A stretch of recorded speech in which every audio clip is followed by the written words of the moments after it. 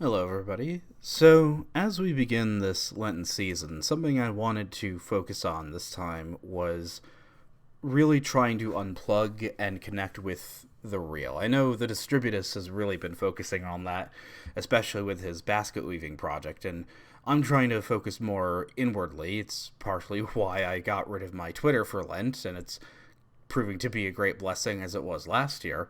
But something about our current state and relationship with, say, pop culture, it's turning from something that I found annoying at first to frankly disturbing. And the more you kind of think about it, the worse it gets. And it's a term that I've heard described as what we have as millennials, especially. It's called a tomb culture, in which, whereas, say, a lot of baby boomers want to just kind of relive the past over and over again or bring back the kind of glory days of the 60s and 70s, it seems like my generation just kind of wants to mummify ourselves with our rooms and pods full of pop culture crap. Like, as the stereotype really comes to mind with all these YouTubers with their shelves full of Funko Pops or their rooms just full of movie posters, video games, and comic books. And, what always kind of surprises me is the fact that there's never anything incredibly specific wherein if somebody has like all this paraphernalia of something really specific, like they're really good at and they're really into collecting like this one thing, say like old coins or old like model boats or something like that, and if it's something that like they build themselves, even better, wherein they go from just being a fanboy to somebody that's actually participating in it and is like an expert.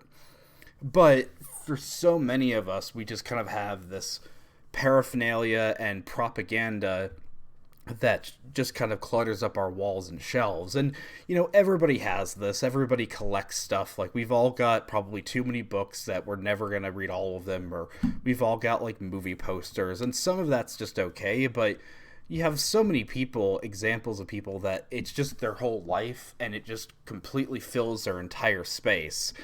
And, it's not like movies or books or even video games where you can actually interact with it and do something with it. It's just it's just branding. You've branded your living space, which is saying this is pop culture IP that I like. And it makes me think, like, if these people died and people came in the next day, would they know anything about the person that lived here? Like, if you have like pictures of your family, or like me, I have pictures of Jesus and Mary and a crucifix so people would know I'm Catholic. Would they know anything about the personality and like dreams or ambitions of people that live in these like pop culture caves? Like, they would know, okay, they like this brand, but does that tell them anything about them? No. And it just seems like they're wrapping themselves in these pods and burying themselves in all this clutter and all this pop culture stuff just to kind of emphasize it's almost like a living space version of their Twitter profile, their social media profile of like, I am into this and this, and it's just like, I want my apartment to be a shoebox diorama of these are the brands that I like.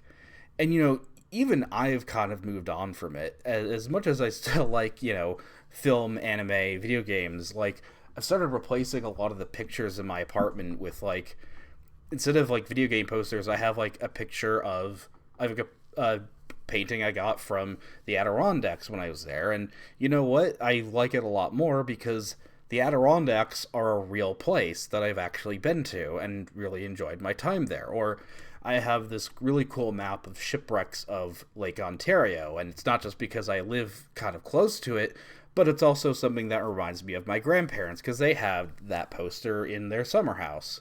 And so it's something that's actually connected to reality, and has more meaning than a relationship with a corporation.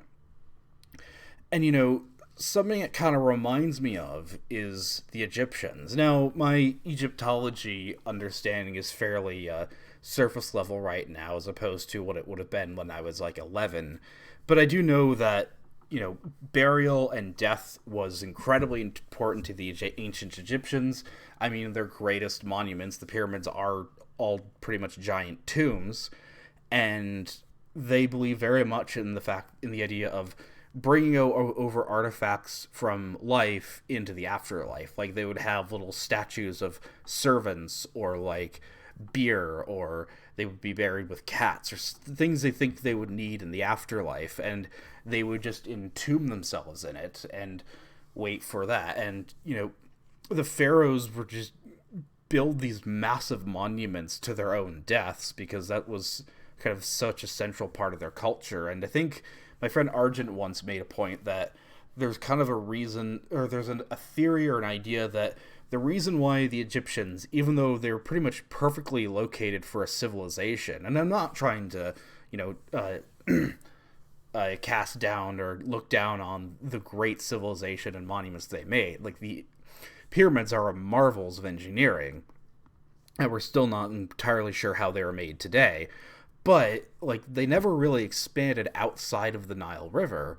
And an idea of why that might be is that they viewed that if you died outside of Egypt, unless you had the specific Egyptian types of burials, you couldn't go to the afterlife. And so they just kind of stayed in Egypt and kind of isolated themselves, and their culture kind of stagnated as time went on. And eventually, the tombs all were empty because they were robbed by tomb raiders, and they were conquered by Alexander the Great, and then they were conquered by the Romans. And today Egypt is either, and then they were conquered by the Arabs, and now most people in Egypt are either Arab Muslims, or the closer descendants of the original Egyptians are Coptic Christians. So the tombs are empty, and I'm pretty sure almost nobody believes in the Egyptian gods anymore. And so kind of connecting that to the pop culture addiction we've got is, a lot of these pop culture fans, I'll just say, is a nice way of putting it.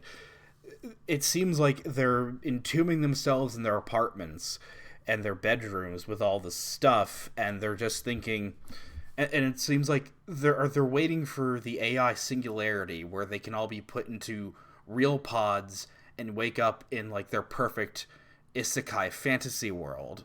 And the pop culture things that they'll wake up in the Pokemon world, or they'll wake up in the Marvel universe, or they'll wake up in Star Wars, or they'll wake up on the bridge of the Enterprise. But the irony is that even if you were to wake up in any of those worlds, all that pop culture stuff would be completely useless, even more so than it is, of course, today, because as we all know, you can't take your Funko Pops into the afterlife.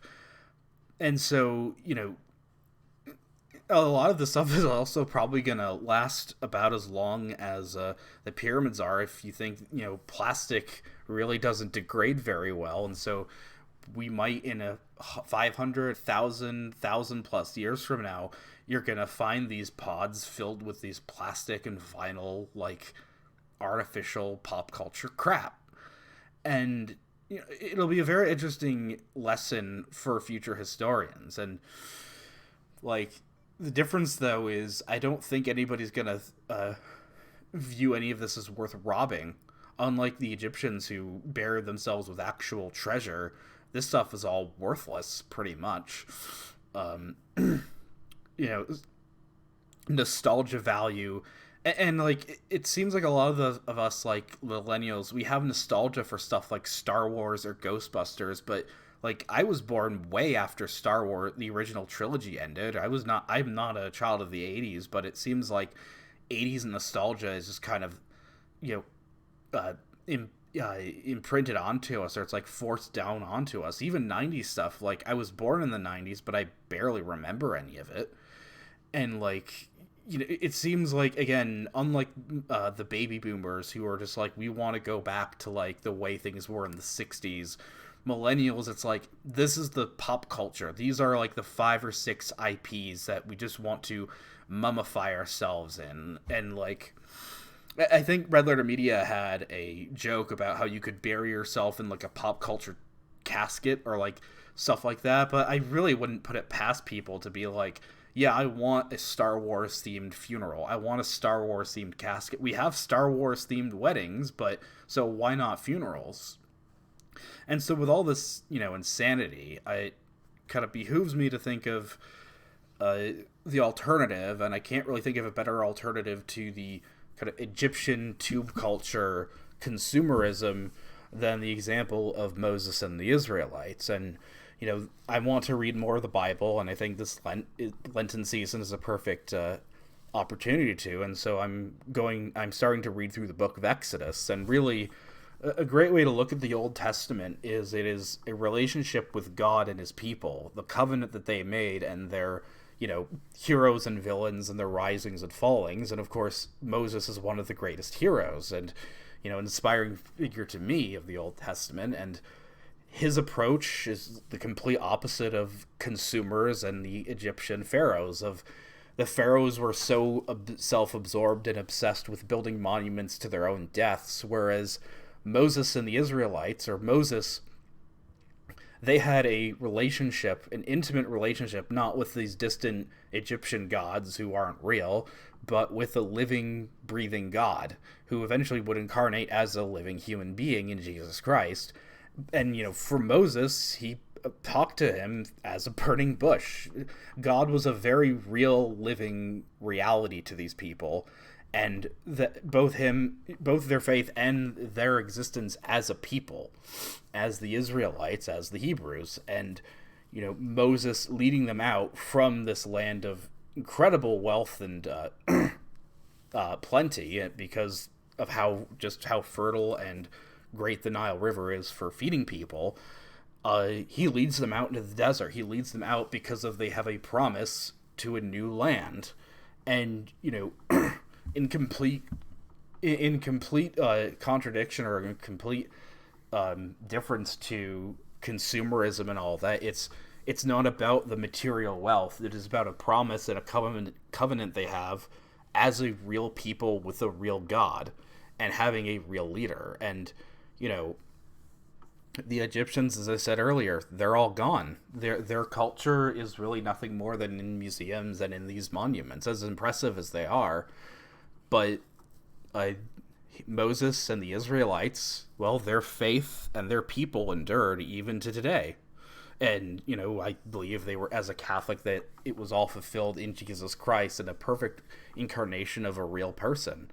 And so, yeah, the advice I have, I guess, is to try and focus on the real, on a real relationship, first and foremost with God, and try to break the shackles of this tomb culture and, realize that there's more out there than mummifying yourself with all your useless pop culture posters.